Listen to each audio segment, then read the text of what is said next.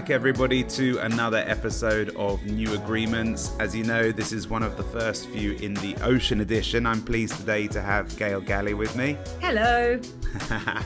And we met October last year in the ridiculous frenzy run-up to COP26, which was pure madness, wasn't it? It feels like a lifetime ago and only a week ago. You know what I mean? That funny compression of time that happens when you're so busy. Today, I would love, though, in the busyness of all of that, I want to take a breather and hear a little bit about your journey and where you've come from and what led you, because we literally came alongside each other, sent frantic messages for a few weeks and then did that thing and then said, see ya. So it'd be nice to hear a little bit and share a little bit with those who are listening, where you're coming from, why you do the amazing work that you do, and then we'll get on to some of the new agreements. So where do you come from, Gail?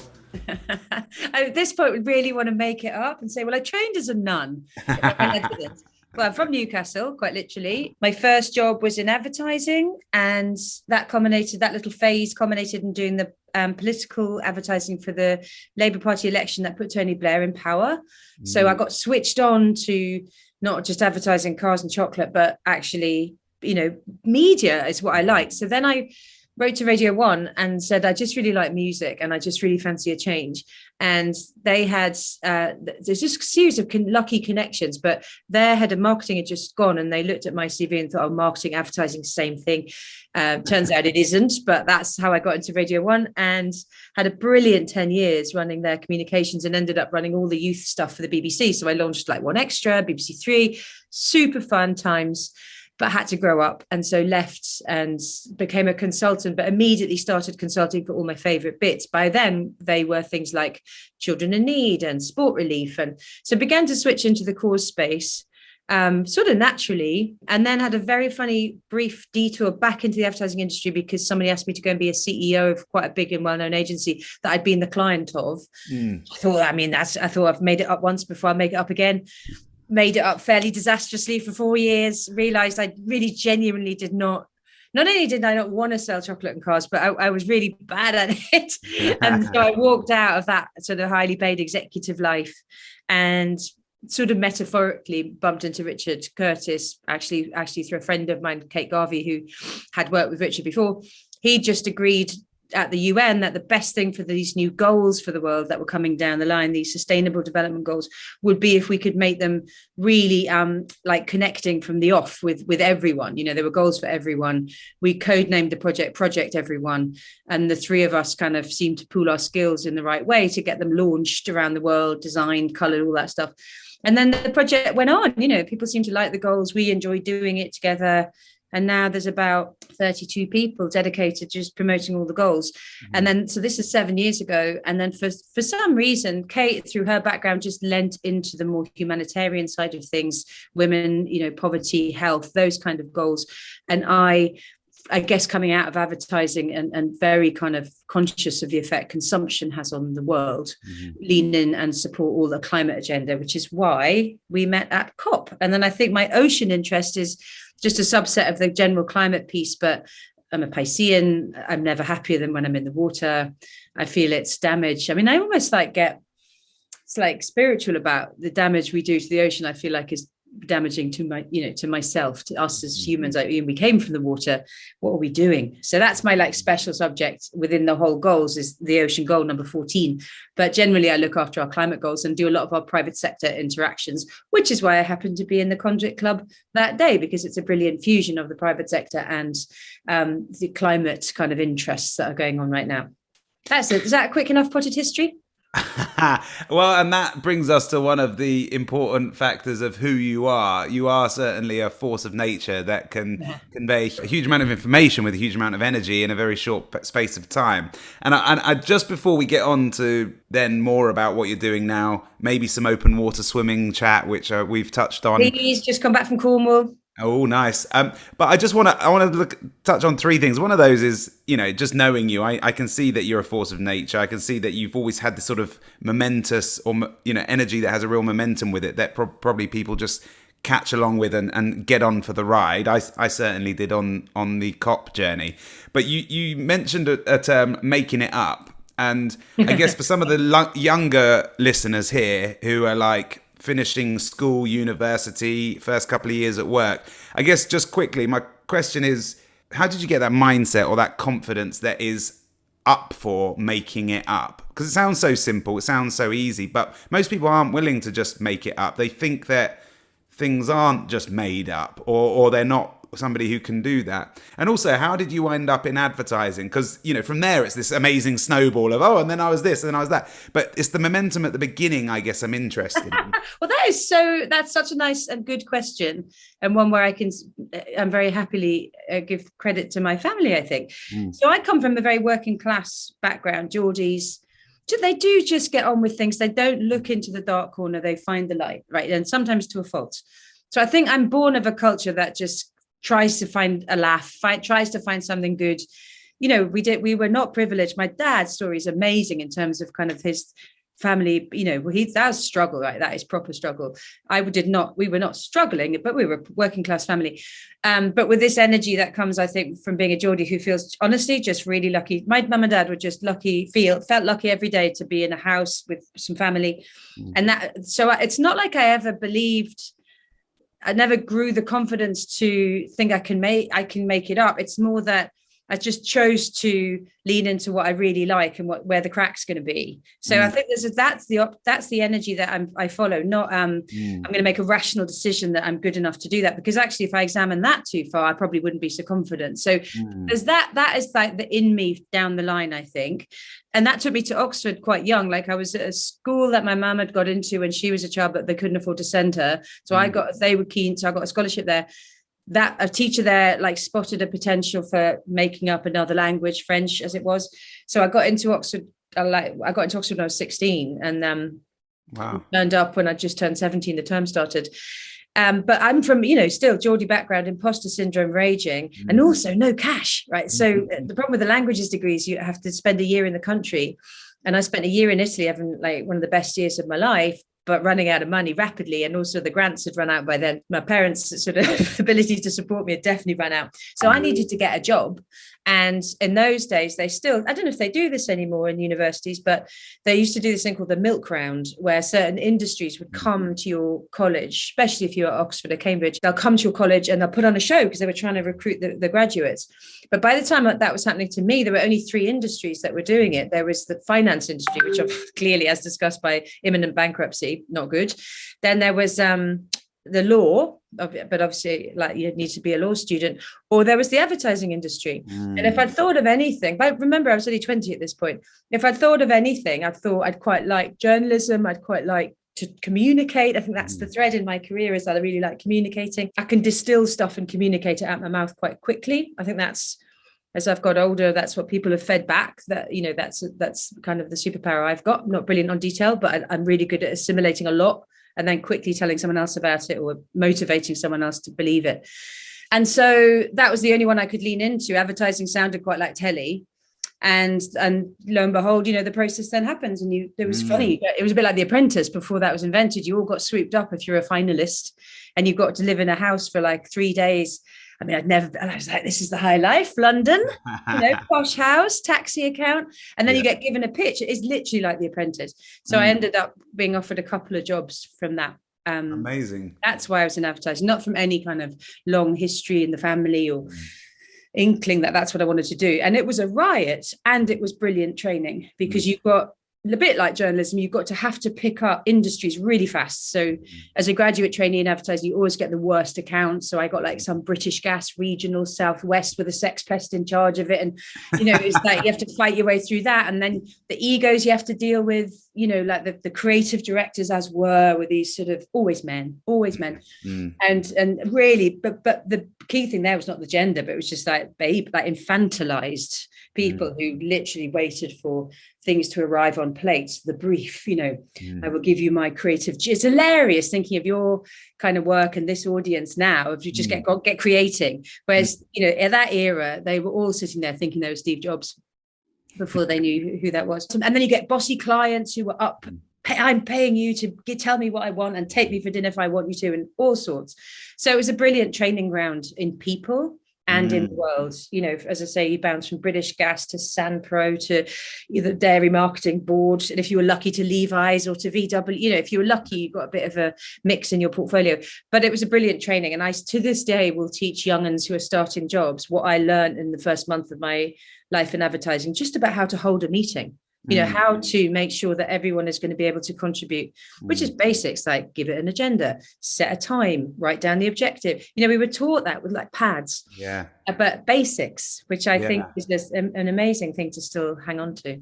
And that, I guess, combined with what you said about trusting the energy, or that's at least how I heard what you said, where it's not just, am I good enough for this? You're going, where is the energy? Where's the wave going? And I trust if I can be in the mix there, that's going to be... It'll come good. Exactly. It'll come good. Exactly. Don't look at... My advice would be, and it's hard because I don't have afflictions of like self-doubt really, or anxiety, which I fully recognize many people do, as an annoying voice in their head, and I just haven't had it. But I do counsel people, don't ask why not, because there'll be 100 kind of reasons. Just ask yourself, why would I want to do that? Oh, well, here's all the reasons I want to do that.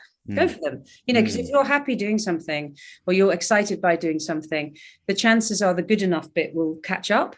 Yes. But if you sit around thinking, what am I good enough to do? You'll find yourself possibly in a dead end of, you might be good enough, but why are you going to have any fun? So what's the point? Yeah. And my experience is that I can't do it on my own. So the question is, are other people going to help me do it, whatever it is? And I'm the same. If I'm not out of a good energy in myself, no one's going to want to hang around, whether I'm paying them or not. So I have to be going after something I really want, so that other people want to fill in the gaps of the things that I'm unable to do. And if 100%. I don't do that, the whole thing falls down. So 100%. It's like, would you want to have a drink with someone and talk about what they're going to talk about? I think politics is so interesting. When you see leaders get elected and you think, what? I'm not naming any names. And you think, why do people think they're going to deliver? Because X and Y and Z is clearly not true. But if they've got an energy and a dynamism and a self-belief that you think looks aligned to what they want to do. Tony Blair had it, Boris Johnson's got it. People think that he's doing what he wants to do, and actually it'd be quite fun to have a drink. I think that's the kind of mix of energy. Yeah. And then you have to always ask, especially when you're younger, ask for help. Yeah, who else might want to help me do this? I don't have the answers. And it's that openness, I think, that again, actually, I feel is quite Geordie in me, but lots of people have it. But that ability to not be scared to ask for help. I'm definitely not scared to ask for help, and I'm not scared of failing. That's the combo. If you can work on that as well if you struggle with that naturally. But just what's the worst that's going to happen? And so that led you to Richard. That led you to the global goals, which you've done phenomenally well. Because I remember being at the end of the Millennium Development Goals in New York, 2015, and thinking this whole new chapter's opening up. And I think it was you who did you do the big projection on projections? Yes, we did. Yeah. I was there with my mate Louis. And were you really? Yes, I was. Down by the UN building. Exactly. Great. Yeah, that was us. Making some YouTube videos, and I interviewed a guy called Mitchell Toomey, who was the... Mitch Toomey, of course. Yeah. Yeah, he was in the family. I made a YouTube video with him, actually. So I was there seeing that flip and thinking, oh, this is an interesting challenge to get people to buy into this rainbow wheel. And you've bloody done it, to be fair. It's everywhere. I see it in random finance businesses. I see it in normal everyday companies sort of now try to explain how what they're into fits into that framework. So it's an incredible piece of communications work. Well, thank you very much. And that was the aim all along, was to make it the framework by which people can monitor progress. And I think, the big thing that I feel has happened, and I think it's happened very recently, the last couple of years, this natural adoption has happened. It's found its own momentum, is that the finance has gone there. That's why it's working, because investors are now trying to align their investments to it, because they've worked out that the future they'll get better returns from is in one where the goals are achieved. No business is done on a dead planet. What's the point if half the workforce is disenfranchised? It's not going to be a stable market.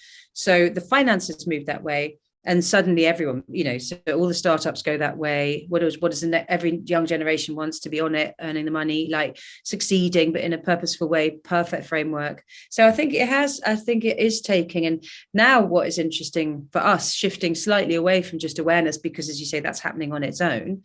Our thing now is solutions and accelerating like the pace of adoption, the pace of change, because the goals are nearly halfway through. That is quite scary. It's almost 7 years since you started that courtyard watching the projection. Yeah. And as of next year, there'll be 7.5, bang on middle. So we need to hurry up and get the solutions out there, which are there. Like even compared to when we launched the goal 7 years ago, there is technology available now that can achieve them. There is new finance mechanisms. There are communications channels that weren't there. You know, in a funnier way, even though the world in many ways has gone backwards in terms of goals, achievement has slowed because of COVID, now because of Ukraine. Climate change is in no shape or form fixed, as you know, but we have better tools even than 7 years ago. So our job now, I think, slightly is to accelerate the solutions, awareness of solutions, sharing, joining the dots.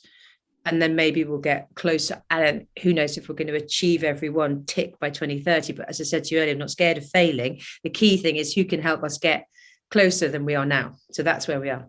Exactly. It's almost like for 5 years you had to convince people to get on the football field, and now it's trying to convince everybody how to score a goal and start measuring the goals. You know, it's the second part of the story, really. 2 years we had to tell people what football was. You know, there's quite because no one had heard of the MDGs. Yes. You know, and they say it sounds somewhere between a band and a disease, doesn't it? And then SDGs didn't sound any better, hence calling them the global goals. But also, you know, Richard had this brilliant early thought, which turned into one of our films, which is still on YouTube, which is the MDGs went halfway to ending poverty. That was their ambition, to halve global poverty on the planet. And they achieved that largely through countries like India and China lifting their workforces out. But only, you know, the goal was, let's reduce people who live in abject poverty by half. And Richard's very simple explanatory thought was, why would you stop halfway? So one of the first films we made was really just a pitch film to get people on board, which was a really clever device of Usain Bolt giving up halfway. One of us has got bad internet. And just like that, we've switched devices. That's what happens with the internet when you're on the road. But you were saying in full steam about Usain Bolt, Richard Curtis's idea of why would you go halfway, get Usain Bolt to stop halfway. Yeah, you're right. So there's a film on our website called No Point Going Halfway. In fact, if the search term is No Point Going Halfway Global Goals, and it'll take you to our YouTube channel. And without question, it's the most popular film I think we've ever made, because it just made the point that connection between the MDGs and the SDGs in a way that was powerful. Like, why would you set out to only save half the world? Like, you know what I mean? And it started off just as an internal pitching film, so that if you were going to see the CEO of Unilever or like one of the big banks, which we were, to raise money, you know, for this account, because it was a total startup, right? Like we had no funding from the UN, we did it all off our own back. You put that film on, they go, okay, yeah, cool. You know, metaphorically have $1 million. Sometimes they did. Yeah. And so before we dive into that then, and into the specifics of the ocean, what's your relationship with nature? Did you come to wild swimming and loving the ocean as a child, or like me, a little bit older? It wasn't really until I lived in the woods that I really found that personal connection with nature in a way that felt like it was a part of me rather than somewhere I was visiting. What was it for you? Well, that again, good questions, Dave, that are making me think of things I haven't thought of before. I actually think I had it when I was very little, because my memory of where I grew up, which was pretty urban, but we did have like fields, and there was ocean. I mean, Newcastle is surprisingly, where I'm from, Gateshead, is really close to the sea, actually, which I've only realised that since going back with my own children, and the drive from my mum's house to the sea is nothing. But I think I lost it somewhere in my teens, sort of ended up definitely not. I was a city girl then. I was city, like all the way. All my fun was coming from cities. And I have to credit my husband, who is a hugely like nature positive, nature sensitive person. And I remember to the extent where we was blagging it with him, like he was a big walker, you know, he was really kind of coast to coast Scotland, kind of tent on his back sort of thing. So he was like, do you fancy like a weekend walk in the Cairngorm? I was like, yeah, I love that. I have no idea where it is. And there we are. I'm all packed inappropriately. And I'm like, well, is there a hotel at the top? Where did we stay? And he's like, no. You know, and so on. But the speed with which I rapidly, not just like learned how to fake it till you make it, but actually embraced, adopted, and now I mean I couldn't live without it. So I guess that he's my woods, which is a very profound thing that he will be both embarrassed and flattered to hear me say, I imagine. But I think he's my woods in that sense. But but I drove the water side of it, interestingly. So I've always been a swimmer. And I think also, again, Geordie upbringing, you grow up swimming in the North Sea, it's cold. So I've always been pretty open to, open water swimming to me is just swimming. And then in London, we used to live near this, the Lido at the bottom of Parliament Hill. And I just couldn't believe like the beauty of that place. It's for anyone who's not been, it's a 1920s brick open air 60-meter swimming pool. Wow. Ionized water, so no chlorine, all year round, not heated. But there's a crew there of like largely elderly chaps, but a few kind of rogue rookie women, younger people who meet. They play chess there, they swim there like literally every day. It was such a cool scene. And I used to swim there every day when I lived in Kentish Town. Now it's ridiculous. We've designed whole holidays around like there's really good book. The Wild Swimming books are really good. So I remember like it being in Italy one time with little children like on our back, but just following like a map down a crazy path. There's definitely a natural pool, it says, with a hot it's this way. But then when you find it, so I'm definitely a bit of an addict there. And then like the sea, always. Yeah. No, that's amazing. And it's no small thing that you just think of open water swimming as swimming. I obviously it's the most natural thing in the world, but having done a little bit of group cycling, a little bit of group running, I can absolutely say that everyone is most terrified of swimming in cold water long distances, much more than they are at the prospect of a marathon or a 100-mile cycle ride. I think there's two things. One, it's funny. I'm the opposite. I'd be the opposite. I'd run a mile from a marathon. Terrified. You'd swim a mile from a marathon. I'd swim 26 miles to get out of running one. Yeah, exactly.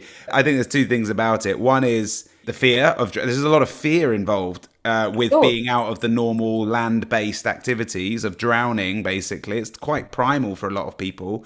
The cold, but then also I think there's something about.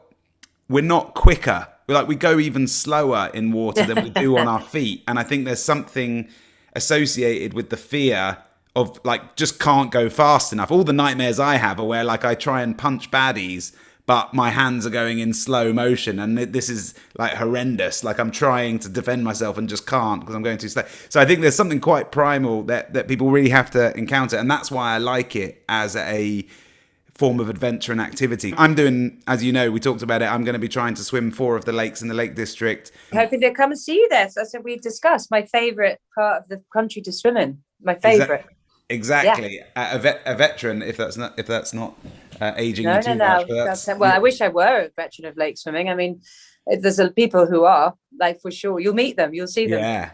Well, that's it. And I hope that it will provide a transformational experience for me and anybody else that comes and hasn't done it before. I think it's a control thing. It's interesting when you talk about why do people feel safer trying to run marathons, because to me that says like, well, surely you can have a heart attack, and on a bike you can get knocked over, and the water to me is the safest of all three. I think it's about control. Like we're not in control on the water. We think as long as you can swim, which I get, if you can't swim or you're not a strong swimmer, or you might have had an alarming experience, particularly as a child, maybe, I can see why that's alarming. But at a sort of meta level, I wonder if it's a control thing. You're not in control. Everyone's scared of sharks, which, by the way, if you're English, it's very rare you'd have ever swum anywhere near a shark, but that's in your head as the film. And, and basically there's a million creatures in there that aren't you, who are better equipped to be in that environment. And I think that's quite a big shift for a human who is used to dominating nature. Like we're used to being in charge, and we're cool to like live alongside as long as we're in charge.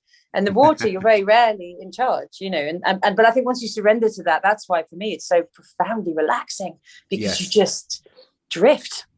Yes, exactly. And if you swim enough, it's not hard. Like you don't have to be hoofing down doing hardcore front crawl all the time. You just need to bob. By and large, we float, right? Just keep breathing and you'll float. Yeah. So I just think it's a letting go that when it happens, it's bliss. But I can see why a lot of people don't like what they can't see. That if it's late, they don't like the mud. If it's the sea, they think the sharks. Like I can see it plays with your mind. In the Lake District, there's a thing about water vertigo that you might experience. So if you swim down Westwater, I can't remember if that's on your plan, there's a point, apparently legendary, that when you get out into the middle of that lake, if you know this, and you're going to know it because I'm about to tell you, the lake is as deep as the mountain you can see above you, which on a dark like gloomy Lake District days are pretty imposing. I think it's Scarfell that's above you. The point apparently when you realise, I've never been in the middle of that lake, that's how deep it is. People go nuts and sort of like stop trying to get out and get back to shore and everything. Oh my goodness. I definitely want to make that happen. I'm hoping for that deep kind of experience that you're describing. So now we're almost halfway through the second half of the Global Goals journey. What have you seen about progress? You know, we've got all these different goals of poverty alleviation and, you know, you would explain it better than I can, environment, under the sea. What are you seeing? Is it working? And I know we've talked about this. Are there one or two that you see that are just getting less attention? We really hoped that this decade and this 15-year period of the goals would see people not starving to death anymore, because you don't need it, right? There's enough food, there's enough money. Mm-hmm. The earth is plentiful. Even for 10 billion people, the earth would be plentiful if we all didn't waste it. And the advance of technologies should mean that less food is wasted from farm to fork, because predicting conditions, refrigeration advances, market predictions, that should all be so much easier than it's ever been. And at the same time, a growing awareness in the global north, the likes of you and me, are much more aware of food waste, reduction of meat. So really food should have gone in the right direction. But, a couple of humanitarian crises, Yemen, Syria, a couple of famines unexpectedly, and then Ukraine, where it turns out, who knew, all the wheat comes from. Then suddenly, you've got people, I heard Corinne Woods, the head of the UN Food Programme, saying on my podcast the other day, Idiots Guys Saving the World, coming out soon, that there are people marching now in the wrong direction from hunger to starvation. And so that number 2 is in trouble. Number 3 is, good health and well-being. Some amazing strides there, some amazing raises in awareness of things like mental health. But we've also had a pandemic. So we've had vaccine developments that are off the scale. Who would have conceived of a vaccine for a disease like this in the time it took? No time at all. Amazing. Mm-hmm. But then you've got vaccine inequity and, in the end, when it came down to it, we didn't want to share. Us Westerners wanted our 4th booster. We didn't want to vaccinate to a basic level the whole of, Africa, say. Some exciting ones in education, technology driven again, and some really innovative thinking, like going back to, I was interviewing the other day, David Senge, who's the technology and environment minister for Sierra Leone. And their policy on education, particularly of girls, is one called radical inclusion, which means I don't care if you live in the most remote corner of this country and you don't have the internet, and in fact all you have is radio.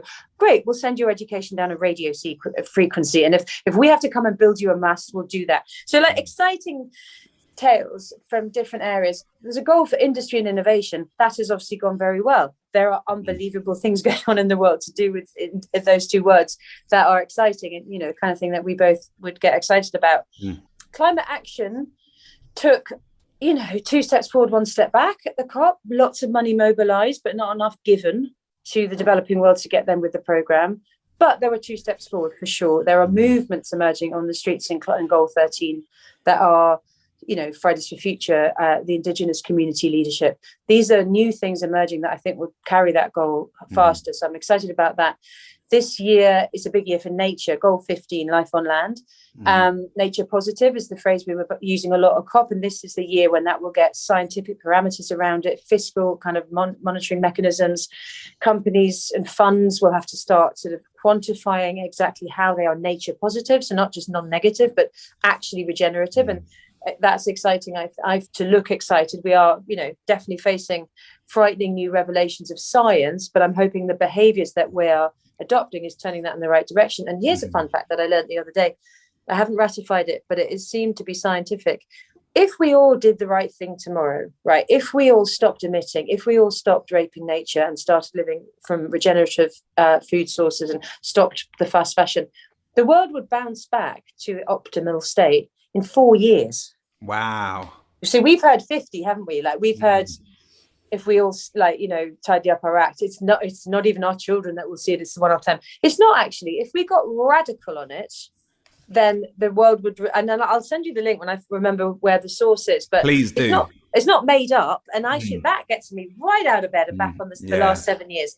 And there will definitely be chances, I think, for accelerating progress in goal areas that people suddenly get a hope that could work. And Kate, my co-founder, worked on the MDGs towards the end, and she said there was a moment where they realized that maternal mortality was lagging, but that the fixes were quite easy to make. So there was a huge kind of push towards that goal, and it got it over the line by 2015. So I'm sure that will emerge. I've deliberately not talked about goal 14, the ocean, because that's, I think, the one that we're going to specify.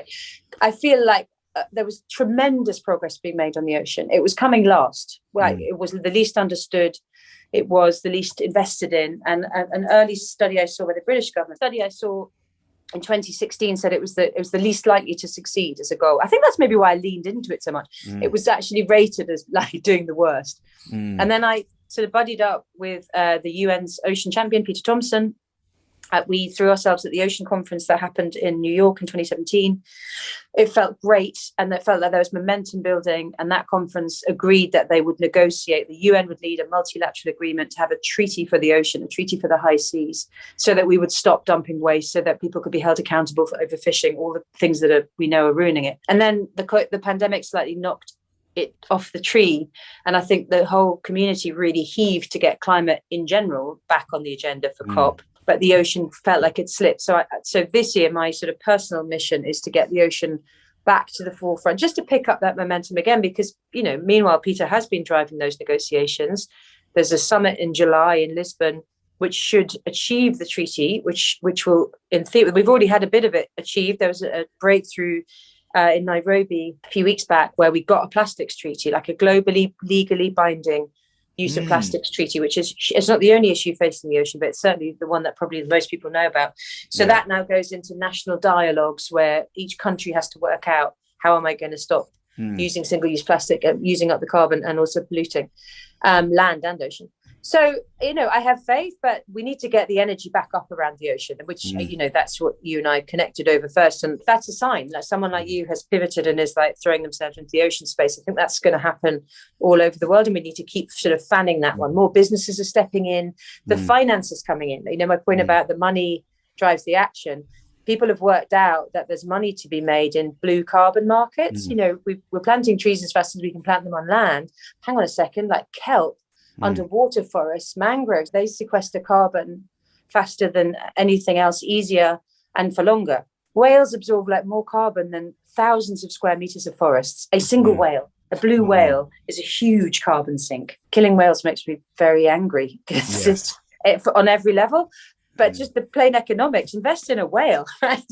We should all be like breeding whales to take the carbon in. And it makes me think of two things, Gail. One is, you're right, we've connected over the ocean, and I am very excited about it for lots of reasons. One, because the kind of energy in the room and the kind of characters that are attracted to a space that you can't control. And I think I don't do well in spaces where the game is already set, where everybody understands what football is, everyone knows the rules, and everyone knows how to score the goals. I just don't know how to add value in those environments. I like environments where it's just not knowable yet, and therefore you're just all reaching in the dark to try and make things more known and get a bit more light on stuff and slowly move it from unknown to art to science and then into business sort of thing. And I like that journey, so that's why I was really attracted. But just question, like coming full circle to you, and you know when we talked at the beginning, like reaching for where the energy is. I know you love the ocean rooms. I know you love that round table, and I could see that superpower you're talking about, the convening, the conversation with all these different people with different kind of power bases and stuff like that. But just because I'm curious, with the ocean, was it that you first went to it because it was something strategic, or did you stumble into a room of ocean people and go, hang on a minute, this is my space, this is my people, so therefore ocean is my space? Or had you already found the space and then realized, oh, that's a welcome surprise? Yeah, I think a bit of both. I think I was already a swimmer. Like I said, I already knew I felt happier and calmer around the ocean and all bodies of water.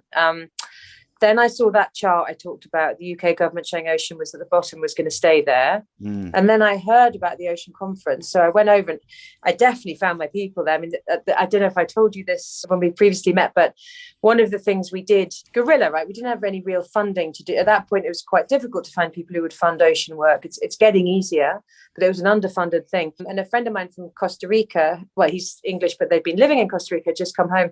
And he'd been running a radio stream called One Ocean FM. And it was just like Pura Vida kind of beats to support the Costa Rican lifestyle. And so we sort of stunted this up and said, let's reactivate One Ocean FM, cheap as chips, it's just turning the feedback on. And we'll take that to New York to sort of accompany the conference. And so that was an excuse to go. We were going to put on outside that building where the projections were, that main hall of the UN. Crazily, we got access to do a DJ booth there. So we did this unofficial after party that, honest to God, turned into a rave with all the delegates. And what was brilliant, like many UN conferences, the delegates come as they naturally would be. So it was a co-host that year between Fiji and Sweden. So you had the Fijian kind of warriors, topless men with these huge skirts, with the Swedes, it could not be more central casting Swede, of like straight shirt looking like scientists, all sort of dancing together. The Fijians were going crazy, the Latinos were going nuts, the Swedes were trying to dance. I mean, it was just a brilliant fusion of everyone. And my poor friend Alex running out of records. And my lasting memory was leaving with literally the lights pumping, him having dropped Born Slippy, because it was literally the last record in his collection. It was totally inappropriate. And all the delegates, as it drops, that song going like boom, boom. It was so funny. And I thought, these are my people, right? They just want to keep dancing. They'd had the breakthrough by then. They'd all agreed they were going to sign a treaty. They'd worked really hard. And they were having a proper knees up in a lovely, multicultural, respectful way. Apart from I think it was the Chilean or the Mexican delegations were giving Alex a terrible time because he didn't have any more Latin music in his collection. They were like, surely you must have something. He was like, I got nothing. Here's Born Slippy. But it was that spirit. And so I came away from that conference knowing I found my people, as it were, within the goal. But I think it was a little like a wave to get in there, a little bit wavy. So then coming into the new agreements thing, so looking at the ocean, clearly it's an open space, very obviously, but that new agreements are being formed. So where is this treaty that you're describing at? And does it do what we need, or do we need something else to protect the oceans? I'm sure we need lots of things, but is there something glaring at you that is like, if we could just do this, this might break the back of the risks that we face with the ocean? So I think it's a really good and layered question. And I suppose the key to answering it is, who do you mean by we? Like, what else can we do? I think the process is on track. So when there's a UN treaty negotiation, you have to have a series of dialogues, which is like conferences, as it were, of technical negotiators from each country to make sure that everyone is brought on board. So that is on track and will be done by then. So I think the treaty will be a strong one with, multilateral agreement to do things like stop overfishing, human trafficking at sea, which is a massive thing for illegal boat workers, reef protections, of course. I don't know if we'll get 50 by 50, like 50% of the ocean protected by 2050, but maybe we'll get 30 by 30, 30% by 2030. So I have confidence that the treaty will be, and I'm not, by the way, this is again, Gail being anecdotal, I'm not in the negotiations, nor my technician.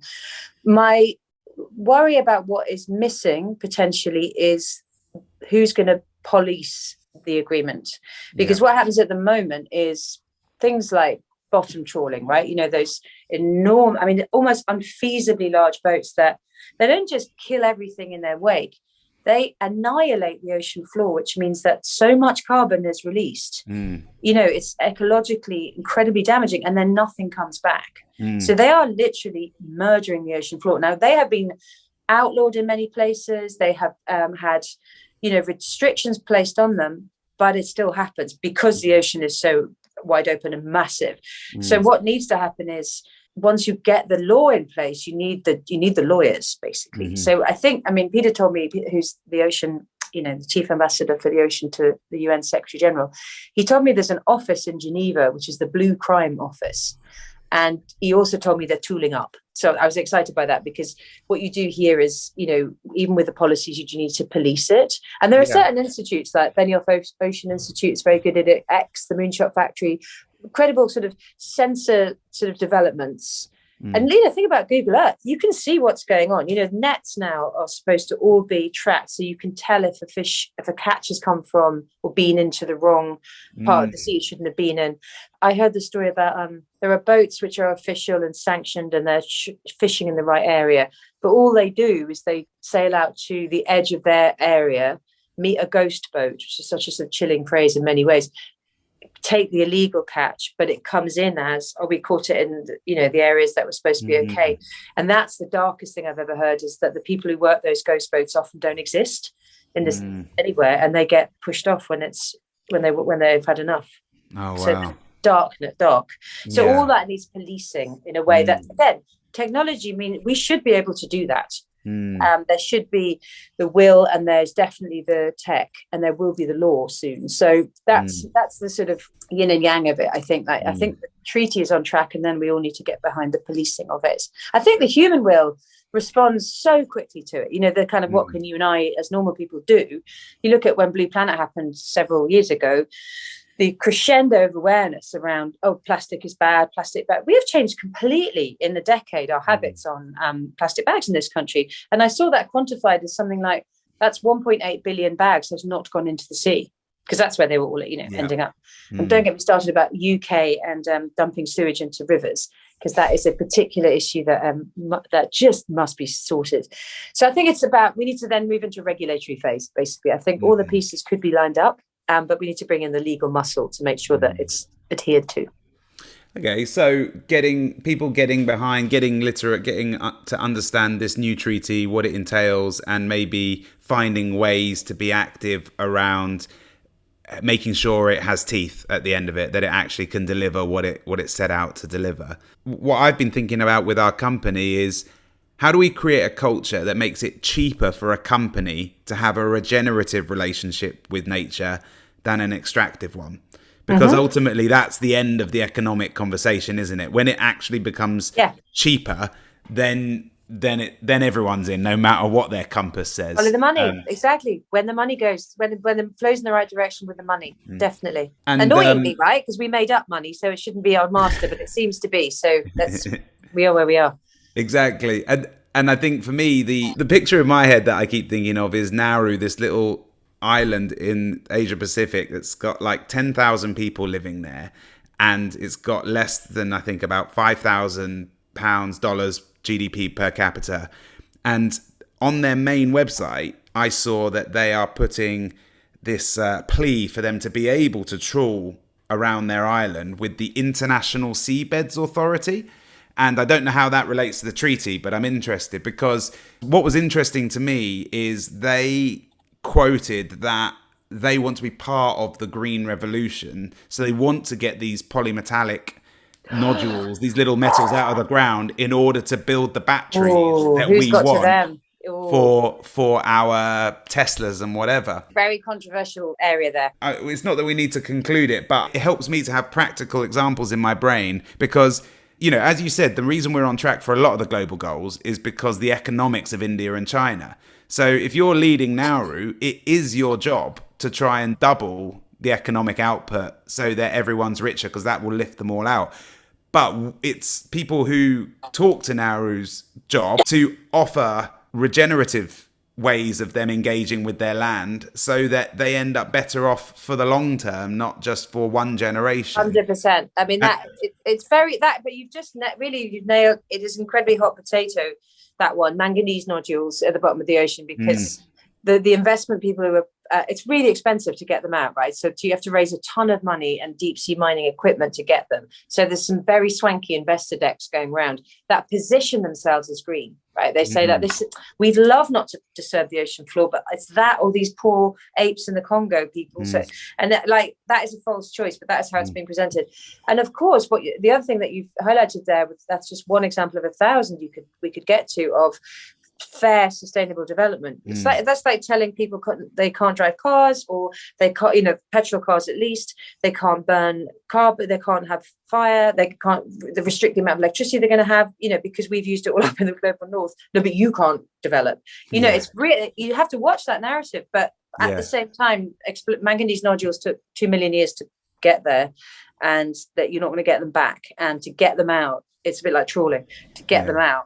There was an experiment done off the coast of Poland, I think it's over 20 years ago, where they blew up the ocean floor to get some manganese nodules. They went back quite recently. It's done in the 60s. There's still not a living thing there. Wow. And also development bank funding. You need someone to go to the Nauru people and say, we want you to develop, we want you to increase your GDP and have higher standards of living and security and a stable future.